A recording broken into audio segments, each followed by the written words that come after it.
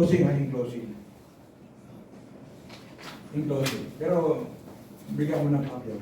Tayo na kilala ng ating community. Alam niya kung ano yung mabuti sa atin. He wants us to be good and in service. He wants God to, para mag-glorify natin siya. Yun ang pinaka-ultimate. That is the ultimate plan ng Panginoon.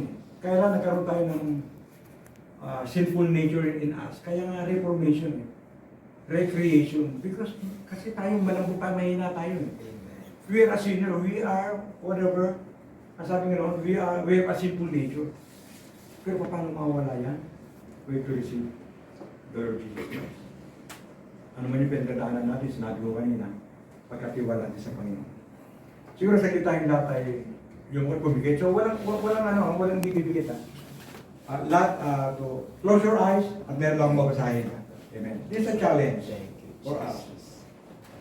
Thank you. Okay, tumayo tayo para hindi tayo. Kasi pag kapag nakapigit tayo,